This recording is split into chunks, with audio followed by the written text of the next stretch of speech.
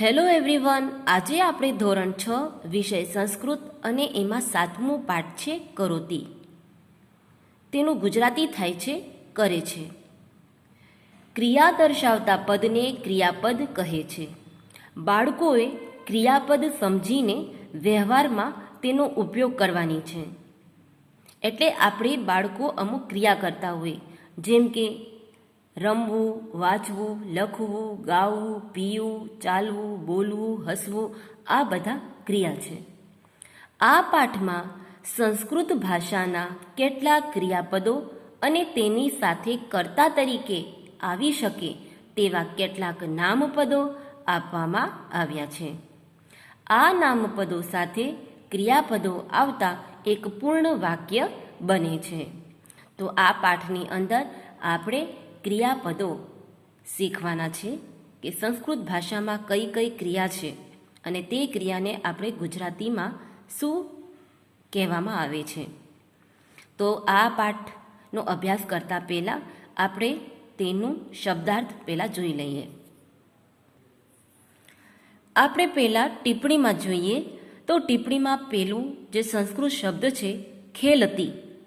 ખેલતીનો અર્થ થાય રમે છે. ચલતી એટલે ચાલે છે. લિખતી એટલે લખે છે. પશ્યતી એટલે જુએ છે. પઠતી એટલે વાંચે છે. ક્ષિપતી એટલે ફેંકે છે. વદતી એટલે બોલે છે. ગાયતી એટલે ગાય છે. શૃણોતી એટલે સાંભળે છે. ઉડ્યતે એટલે ઉડે છે. અને પીબતી એટલે પીએ છે. તો આ કરોતી પાઠની અંદર આવા જ સંસ્કૃતના શબ્દો આપવામાં આવેલ છે.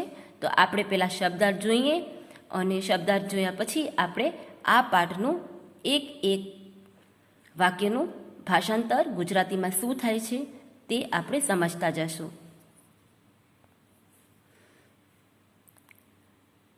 સચિન, તો સચિન નામ છે તો આપણે લખશું સચિન. એષઃ સચિન. એષઃ એટલે આ સચિન, આ સચિન છે. સચિન ખેલતી. ખેલતીનું ગુજરાતીમાં અર્થ થાય છે રમે છે. તો આપણે સચિન રમે છે. તો આવી રીતે આ પંક્તિનું ભાષાંતર થશે. સચિન, આ સચિન છે. સચિન રમે છે. તો તમે અહીંયા ચિત્રમાં પણ જોઈ શકીએ કે આ સચિન છે અને તે રમે છે. હવે બીજું જે વાક્ય છે તે જોઈએ. વેદાંત. તો આપણે અહીં નામ છે, નામપદ છે, તો આપણે વેદાંતનું વેદાંત. એષ વેદાંત. એષ એટલે આ વેદાંત છે. વેદાંત પઠતી. પઠતી એટલે વાંચે છે. તો વેદાંત વાંચે છે. આનું ભાષાંતર થશે કે વેદાંત વાંચે છે. તો અહીં ચિત્રમાં તમે જોઈ શકો છો કે વેદાંત છે એ પુસ્તક વાંચે છે.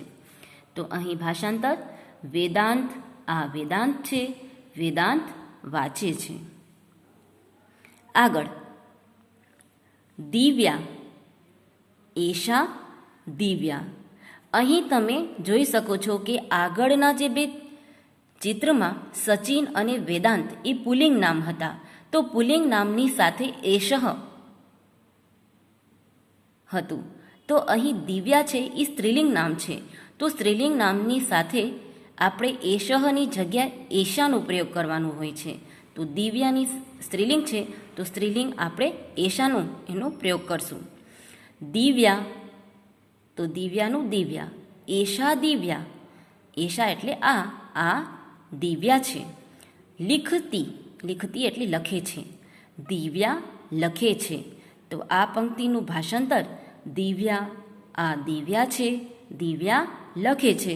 અહીં ચિત્રમાં જોઈ શકો છો કે દિવ્યા છે એ પુસ્તકમાં લખે છે. આગળ અહીં મીરા છે એ ગાય છે. હવે સંસ્કૃતમાં આપણે એનું વાક્ય જોઈએ. મીરા. એશા મીરા. મીરા ગાયતી. મીરાનું મીરા. એશા એટલે આ પણ સ્ત્રીલિંગ શબ્દ છે એટલે આપણે અહીં એશાનો પ્રયોગ કર્યું છે, પણ અર્થ બેના એક જ થાય છે આ મીરા છે. મીરા ગાયતી એટલે મીરા ગાય છે. તો આનું ગુજરાતી ભાષાંતર મીરા, આ મીરા છે, મીરા ગાય છે. આગળ આપણે જોઈ શકીએ કે આ છોકરો છે તે વિમાનને જોઈ છે, અને વિમાન છે એ એક નપુંસકલિંગ શબ્દ હોવાથી અહીં આનો પ્રયોગ કરવા માટે એતદનો પ્રયોગ કરવું પડે છે. આ વિમાન શબ્દ છે એ નપુંસકલિંગ છે, અને જ્યાં નપુંસકલિંગ શબ્દ હોય તો ત્યાં આપણે એષ નહીં પણ એતદનો પ્રયોગ કરવો પડે છે. તો અહીં વિમાનમ એટલે વિમાન, એતદ વિમાનમ એટલે એતદનો અર્થ પણ આ જ થાય છે, પણ વિમાનમ એ નપુંસકલિંગ શબ્દ હોવાથી અહીં એતદનો પ્રયોગ કરવામાં આવ્યો છે, તેનો અર્થ પણ આ થાય છે. આ વિમાન છે. વિમાનમ ઉડ્યતે, ઉડ્યતે એટલે ઉડે છે, વિમાન ઉડે છે, એટલે આ છોકરો છે તે વિમાન ઉડે છે તેને જોઈએ છે, એટલે વિમાન ઉડે છે. વિમાન, આ વિમાન છે, વિમાન ઉડે છે.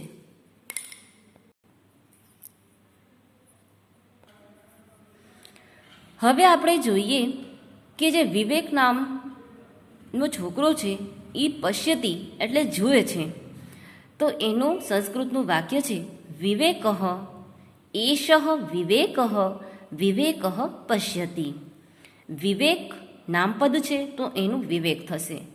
વિવેક એ નપુંસકલિંગ શબ્દ, વિવેક છે એ પુલ્લિંગ શબ્દ છે, તો પુલ્લિંગ શબ્દ માટે એષઃ વપરાય છે. તો એષ વિવેકઃ એટલે આ વિવેક છે. વિવેકઃ પશ્યતિ, પશ્યતિ એટલે જુએ છે. તો આપણે અહીં એનું ગુજરાતી ભાષાંતર વિવેક જુએ છે. તો આ પંક્તિઓનું ગુજરાતીમાં ભાષાંતર થશે વિવેક, આ વિવેક છે, વિવેક જુએ છે. હવે આગળ કપિલ છે એ દડો ફેંકે છે. તો અહીં સંસ્કૃતના વાક્યો પહેલાં વાંચીએ. કપિલઃ એષઃ કપિલઃ, કપિલઃ ક્ષિપતિ. કપિલ નામપદ છે એટલે એનું કપિલ થશે. એષઃ કપિલ પુલ્લિંગ શબ્દ છે તો એષઃ કપિલઃ, આ કપિલ છે. કપિલઃ ક્ષિપતિ, કપિલ ફેંકે છે, પણ આપણને ખબર છે કે આ દડો ફેંકે છે એટલે કૌંસમાં આપણને એમ લખશું કપિલ દડો ફેંકે છે. ને આ કાઢતા પણ વાક્ય એવી રીતે લખશું કપિલ ફેંકે છે, પણ આપણને અહીં દડો દેખાય છે તો આપણે કૌંસમાં કપિલ દડો ફેંકે છે. તો અહીં ક્ષિપતિનો અર્થ થાય છે ફેંકે છે. અહીં ચિત્રમાં તમે જોઈ શકો છો કે કપિલ છે એ દડો ફેંકે છે. કપિલઃ ક્ષિપતિ. હવે અહીં આગળ મયુર છે એ ગીત છે સાંભળે છે. સાંભળે છે એને સંસ્કૃતમાં શૃણોતિ શબ્દ છે. મયુરઃ એષઃ મયુરઃ, મયુરઃ શૃણોતિ. મયુરઃ તો મયુર, પુલ્લિંગ શબ્દ હોવાથી અહીં એષ શબ્દ વપરાયું છે. એષઃ મયુરઃ, આ મયુર છે. મયુરઃ શૃણોતિ, શૃણોતિનો અર્થ થાય સાંભળે છે. મયુર સાંભળે છે. મયુર, આ મયુર છે, મયુર સાંભળે છે. આવી રીતે આ પંક્તિઓનું ભાષાંતર થશે. હવે નિશા છે એ વદતી એટલે બોલે છે. સંસ્કૃતના વાક્યો વાંચીએ. નિશા એષા નિશા, નિશા વદતી. નિશા છે એ સ્ત્રી છે, સ્ત્રીલિંગ શબ્દ છે, તેથી આ માટે એશાનો પ્રયોગ થશે. નિશાનું નિશા, એશા નિશા, આ નિશા છે. નિશા વદતી, વદતી એટલે બોલે છે, નિશા બોલે છે. એટલે આ પંક્તિઓનું ભાષાંતર નિશા, આ નિશા છે, નિશા બોલે છે. તો આ પાઠની અંદર તમને આ બધી ક્રિયાઓ છે તે શીખવવામાં આવ્યું છે કે જે આ ક્રિયા સંસ્કૃતમાં આપણે એને કેવી રીતે ઓળખવામાં આવે છે, સંસ્કૃતમાં આ ક્રિયાઓને શું બોલવામાં આવે છે, અને સંસ્કૃતની આ ક્રિયાઓને ગુજરાતીમાં શું બોલવામાં આવે છે, તે જ આ પાઠની અંદર આપણે શીખવાનું છે. જેમ કે અહીં ખેલતી એક ક્રિયા છે, પઠતી એક ક્રિયા છે, લખતી એક ક્રિયા છે, ગાયતી એક ક્રિયા છે, ઉડ્યતે એક ક્રિયા છે, પશ્યતી એક ક્રિયા છે, શિપતી એ પણ એક ક્રિયા છે, સાંભળે છે એટલે શૃણોતી એ પણ એક ક્રિયા છે, અને વદતી એટલે બોલે છે આ પણ એક ક્રિયા છે. તો આ બધા સંસ્કૃતની ક્રિયાઓ છે. તેની સાથે સાથે આ સંસ્કૃતની ક્રિયાઓને ગુજરાતીમાં શું કહેવામાં આવે છે તે આજે આપણે આ પાઠની અંદર શીખવાનું છે. તો અહીં તમારું આ પાઠનું જે ભાષાંતર છે તે અહીં પૂરું થાય છે.